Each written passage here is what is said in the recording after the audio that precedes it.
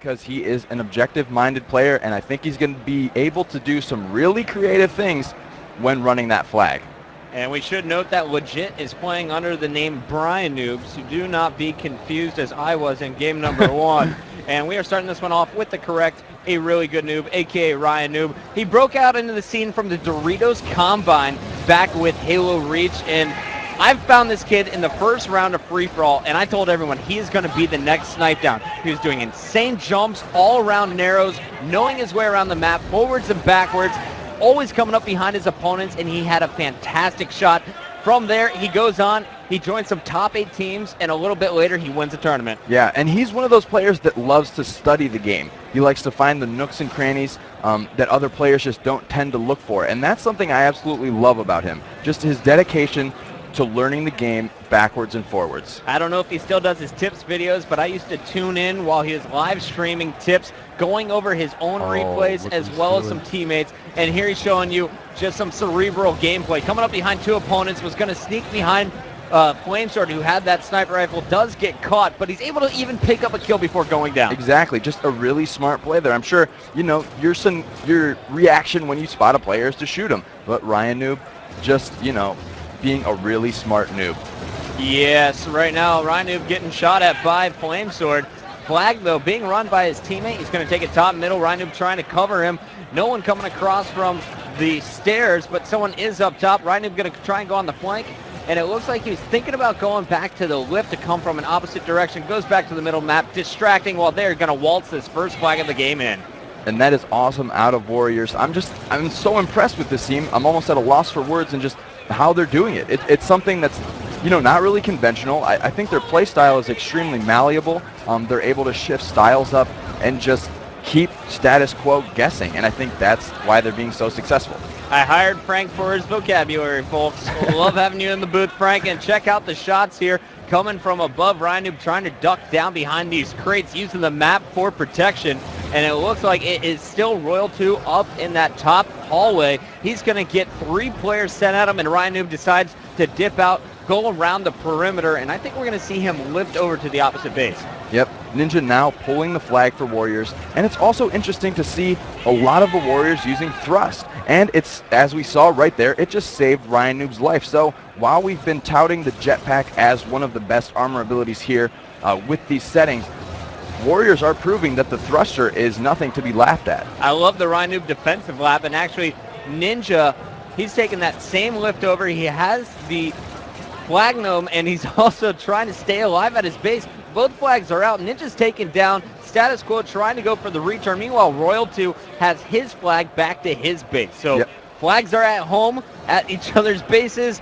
Now we need to see one team make a clutch return. And it's going to be interesting because now the flag carrier has that pistol. He's going to be able to defend himself without dropping the flag first and potentially getting it reset. Not to mention the one-shot beatdown. Yeah, and if players try to rush him, they're going to be able to beat him down.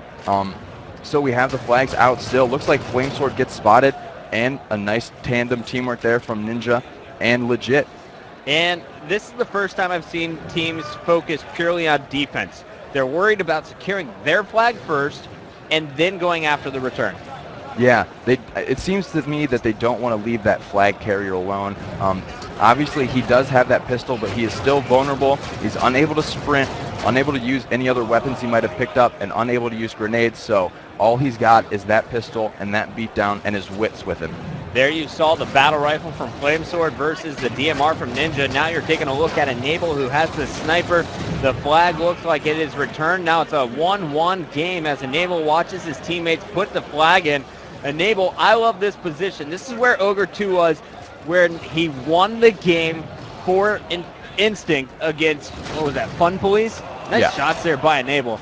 Yeah. But from this position, you can go put pressure on your opponent, and you can go right back home, and you also have 2 great lines of sight down those long hallways. Yeah, and Enable choosing to use the lift here to kill the enemy with the flag, but that pistol. And there we see the flinch mechanic now in Halo 4. Instead of getting knocked out of scope, your reticle is going to flinch upwards, and I think that's what made the difference in that battle right there.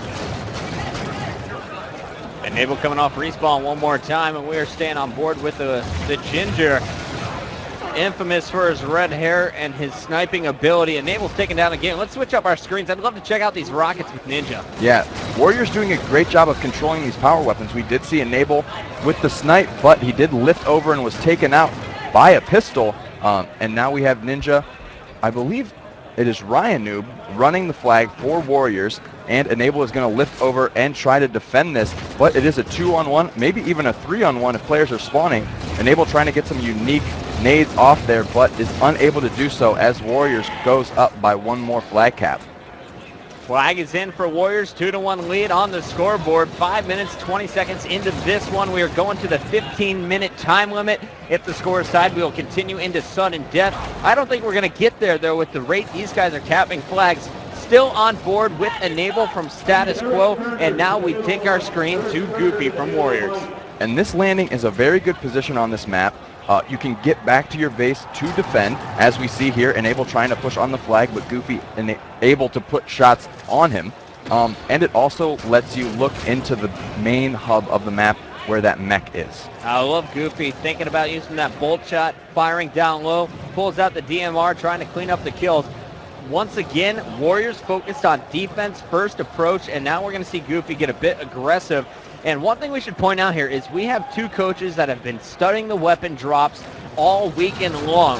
We got Coach Calvin for the Warriors and SQ's Fire Spin calling out the weapon times here.